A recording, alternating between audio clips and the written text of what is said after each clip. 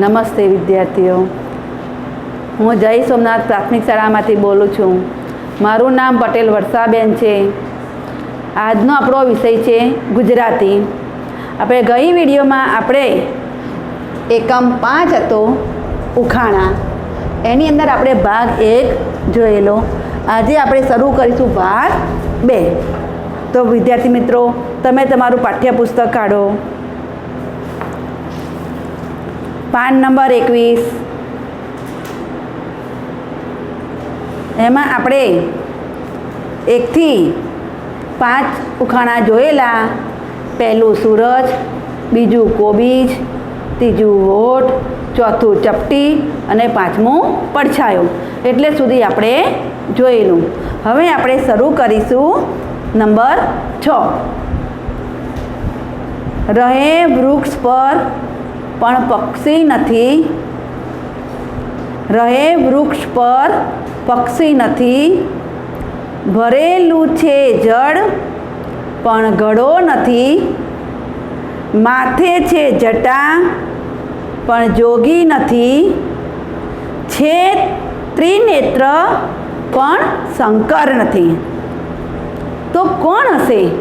તો તમે મનમાં વિચારી રાખો. તો રહે વૃક્ષ પર, વૃક્ષ, તો વૃક્ષ એટલે શું? તો વૃક્ષ એટલે ઝાડ અને તરુ. વૃક્ષ એટલે કે ઝાડ અને તરુ. રહે વૃક્ષ પણ પક્ષી નથી. પક્ષી, પક્ષી તમે જોયું છે, એને શું કહેવાય? ખગ પણ કહેવાય અને વિહગ પણ કહેવાય. પક્ષી એટલે કે ખગ અને વિહગ. ભરેલું છે, ભરેલું, એનો વિરોધી શબ્દ થાય છે ખાલી. ભરેલું એનો વિરોધી શબ્દ થાય છે ખાલી. ભરેલું જ છે પણ શું ભરેલું છે? ભરેલું છે પણ શું ભરેલું છે? તો જળ ભરેલું છે. જળ, જળ એટલે કે પાણી, નીર અને ભૂ. જળ એટલે નીર, ભૂ અને પાણી, એ ત્રણેય શબ્દ થાય છે. નાના બાળક શું બોલે? પાણી પીવું હોય તો પાણી નહીં બોલે, પણ એ શું બોલશે? મમ્મી ભૂ આપો ને, મમ્મી ભૂ આપો ને, એમ કહે છે. જળ છે પણ ઘડો નથી. ઘડો, ઘડો એટલે કે માટીથી ચાકડા ઉપર બનાવેલું એક માટીનું વાસણ છે. ઘડો એ ચાકડા ઉપર માટીમાંથી બનાવેલું એક માટીનું વાસણ છે. ઘડો, ઘડો એટલે કે માટીનું વાસણ.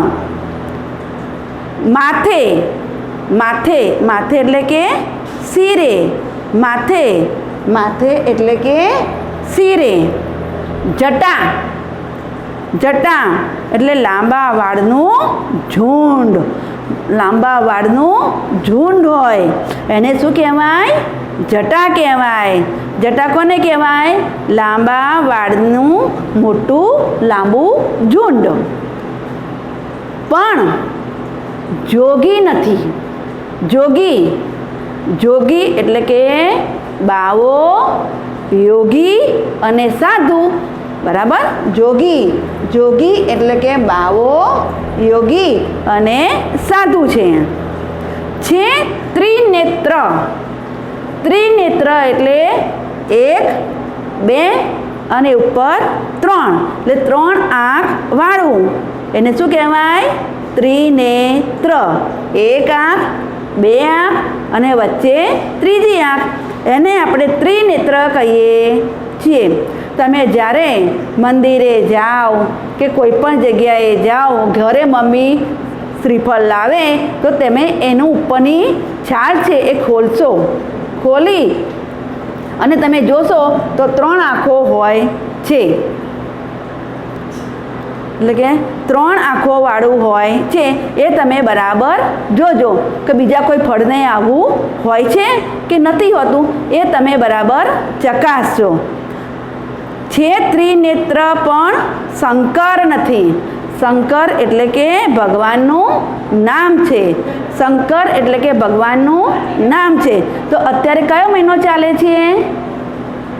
શ્રાવણ મહિનો ચાલે છે. તો અત્યારે લોકો ક્યાં જાય છે? તો અત્યારે લોકો શંકર ભગવાનના મંદિરે જાય છે અને શું ચડાવે છે? એને બીલી ચડાવે છે. એ છે આ શંકર ભગવાન. શંકર નથી. તો તમે શોધો. હવે આ મેં જે સમજાવ્યું એમાંથી તમે શોધી કાઢો. પક્ષીનું નામ આવ્યું, વૃક્ષનું નામ આવ્યું, ગળાનું નામ આવ્યું, જટાનું નામ આવ્યું, જોગીનું નામ આવ્યું, શંકરનું નામ આવ્યું. તો શોધો આની ઉપરથી કે કોણ છે આ, એ તમે શોધી નાખો. તો રહે છે વૃક્ષ પણ પક્ષી નથી, ગળો છે પણ પાણી નથી કે જળ નથી, જોગી નથી પણ માથે જટા છે, શંકર નથી પણ ત્રિનેત્ર છે એટલે કે ત્યાં આંખો છે. શોધી નાખો કોણ છે? તો એ છે નાળિયેર. નાળિયેર એટલે કે શ્રીફળ. નાળિયેર એટલે કે શ્રીફળ. નાળિયેર ક્યાં તમને વધારે જોવા મળે છે? નાળિયેરી તો દરિયા કિનારો હોય, નદી કિનારો હોય ત્યાં આપણને નાળિયેરી વધારે જોવા મળે છે. એ નાળિયેરીમાંથી શું નીકળે છે? એ નાળિયેરીમાંથી તેલ એટલે કે જે નીકળે છે એને આપણે કોપરેલ કહીએ છીએ. એ આપણા એમ કે વપરાશની અંદર લઈએ છીએ. હવે બીજું છે દુનિયા આખી ઘરમાં લાવે. દુનિયા આખી ઘરમાં લાવે, કામ ફટાફટ કરતું, જ્ઞાનની સૌ બારીઓ ખુલ્લી, એક જ ક્લિકમાં કરતું. તો વિચારો કોણ છે? બરાબર. તો દુનિયા. દુનિયા એટલે કે વિશ્વ જગત. દુનિયા. દુનિયા એટલે કે વિશ્વ જગત. આખી ઘરમાં લાવે છે. આખી દુનિયા ઘરમાં લાવે છે. કામ ફટાફટ કરતું. ફટાફટ એટલે કે ઝટ જલ્દી. ફટાફટ એટલે ઝટ જલ્દી. એક જ ક્લિક. જ્ઞાનની સૌ બારીઓ ખુલ્લી. જ્ઞાનની સૌ.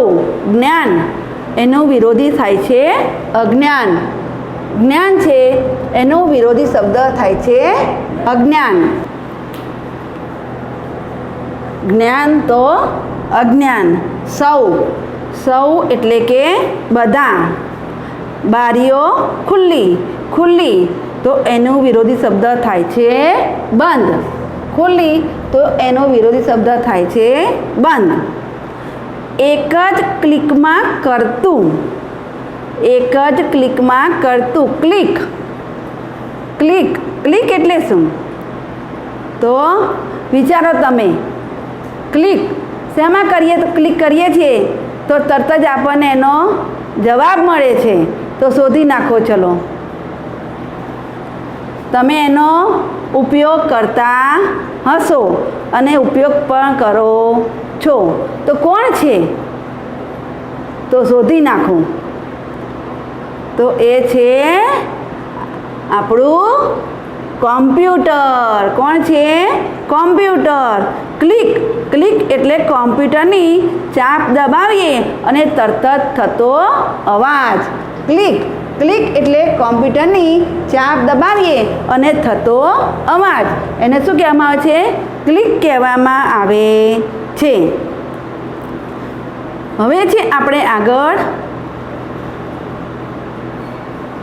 હાલે છે પણ જીવ નથી.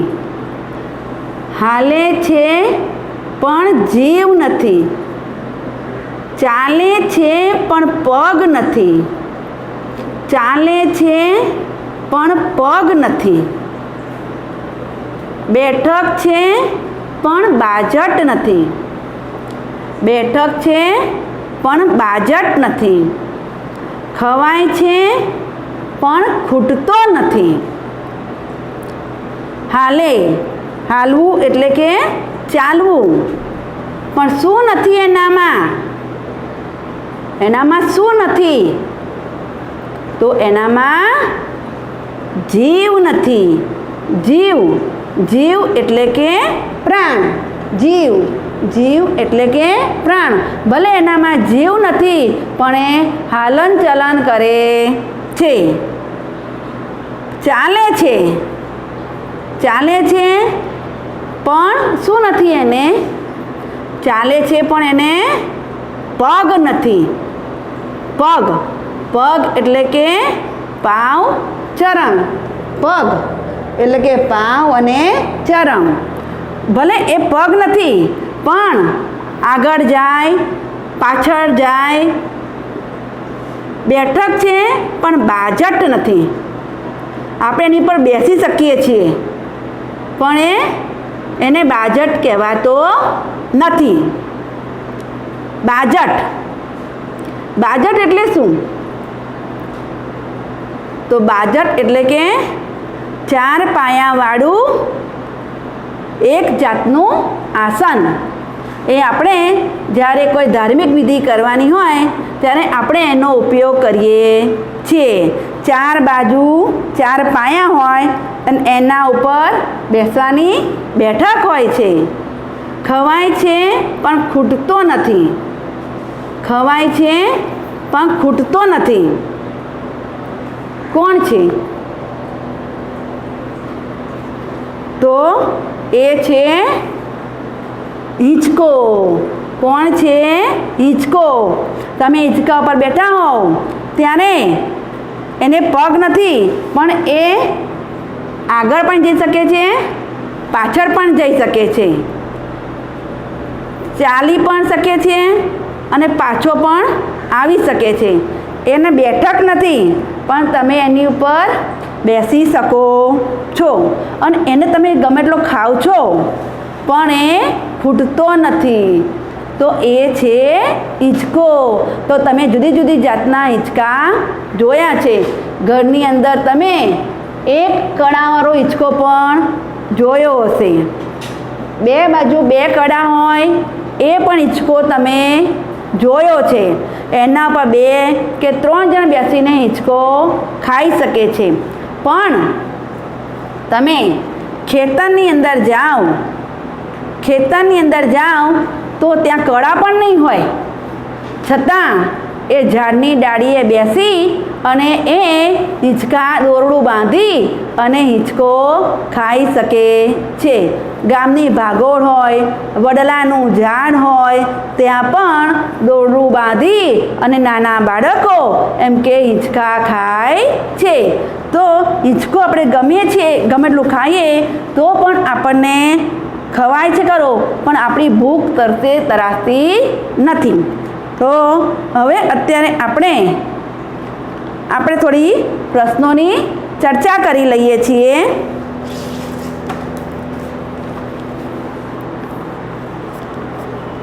આપણો પડછાયો કેવો થયા કરે છે? આપણે કાલે જોયેલો ને આગળના વિડીયોની અંદર. તો આપણો પડછાયો નાનો અને મોટો થયા કરે છે. સવારે આકાશમાં કોણ ઉગે છે? સવારે આકાશમાં સૂરજ ઉગે છે. પાનની અંદર એક પાન હોય તેવી શાકભાજીનું નામ શું છે? તમે જોયું હશે કે પાનની અંદર પાન હોય છે, એનો આપણે ઉપયોગ કરીએ છીએ. તો એ છે કોબીજ. આખી દુનિયાને ઘરમાં કોણ લાવે છે? એની આપણે બધું જ આપણે જોઈ શકીએ છીએ. તો આખી દુનિયાને ઘરમાં કોમ્પ્યુટર લાવે છે. શરીર નથી છતાં પણ કોણ જન્મે છે? તો શરીર નથી છતાં ચપટી જન્મે છે. કોના માથે જટા છે પણ જોગી નથી? તો નારિયેળના માથે જટા છે પણ એ જોગી નથી. અહીંયા કવિએ કોબીજની સી ઓળખ આપી છે. તો અહીંયા કવિએ કોબીજની ઓળખ માટે કહ્યું છે કે પાનની અંદર પાન અને લીલા ધોળા પાન હોય છે. જ્ઞાનની બારીઓ કોણ ખોલે છે? તો જ્ઞાનની બારીઓ કોમ્પ્યુટર ખોલે છે. હવે આપણે જોઈએ નારિયેળની વિશેષતાઓ કઈ કઈ છે. તો નારિયેળ પક્ષી નથી, છતાં તે ઝાડ ઉપર રહે છે. એ નારિયેળીના ઝાડ ઊંચું હોય છે તો ઝાડ ઉપર રહે છે. તે માટીનો ઘડો ન હોવા છતાં તેમાં જળ ભરેલું હોય છે. તમે જુઓ, શ્રીફળ લાવો, એને ફોલો, પછી એને તમે મંદિરે જઈને એને વધેરો તો એની અંદરથી પાણી નીકળે છે. તો એ પાણી સરસ મજાનું મીઠું હોય છે. તે સંન્યાસી નથી, છતાં તેને માથે લાંબા વાળની જટા હોય છે. સંન્યાસી નથી, છતાં માથે લાંબા વાળની જટા હોય છે. ભગવાન શંકર ન હોવા છતાં તેને માથે 3 આંખો હોય છે. આ નારિયેળની વિશેષતાઓ છે. હવે આપણે હિંચકો તો તમે બધાએ જોયો છે. તો હિંચકાની વિશેષતા કઈ છે? તો હિંચકામાં જીવ નથી, છતાં તે હાલે છે. તેને પગ નથી, છતાં તે ચાલે છે. અને બાજટ નથી, છતાં તેની પર બેસી શકાય છે, એટલે કે બેઠક છે. અને તેને ગમે એટલો તમે ખાઓ છતાં તે ફૂટતો નથી. આ હિંચકાની વિશેષતા છે. હવે આપણે બીજા ઉખાણા 2-4 જોઈ લઈએ. આવડી દડી હીરે જડી, દિવસે ખોવાણી રાતે જડી. આવડી દડી હીરે જડી, દિવસે ખોવાણી અને રાતે જડી. તો કોના મદદથી શોધી શકાય હશે? તો એ છે તારો. એ છે તારો. 4 ખૂણાનું ચોકઠું. 4 ખૂણાનું ચોકઠું આભે ઉડ્યું જાય. આભે ઉડ્યું જાય. રાજા પૂછે રાણીને, ઈ કયું જનાવર જાય? તમે એ જોયું છે તો તમે વિચારી અને મને એનો જવાબ આપો. 4 ખૂણાનું ચોકઠું આભે ઉડ્યું જાય. રાજા પૂછે રાણીને, ઈ કયું જનાવર જાય? તો એ છે પતંગ. તમને બધાને પતંગ તો ખૂબ જ ગમે છે. પતંગને દોરી સાથે તમે બાંધો એટલે પક્ષીની જેમ આગળ ને આગળ જાય છે. ધોળા ખેતર માહી કાળા ચણા. ધોળા ખેતર માહી કાળા ચણા, હાથે વાવી મોઢે લણ્યા. હાથે વાવી મોઢે લણ્યા. બોલો કોણ છે? એનો રોજ જે તમે ઉપયોગ કરો જ છો. તો એ છે કાગળ. શું છે? એ છે કાગળ. નોટની અંદર તમે જુઓ છો, હાથ વડે લખો છો અને મોઢી વડે તમે બોલો છો, બરાબર. આ છે એમ કે જો આ છે તમારી નોટ છે. તો આ મેં લખ્યું છે, બરાબર. આ લખ્યું આપણે, તો આને મેં લખ્યું, તો એ શું છે, આ કાગળ છે અને આ કાગળની અંદર જે લખ્યું એની અંદર તમે ઓળખી શકો છો.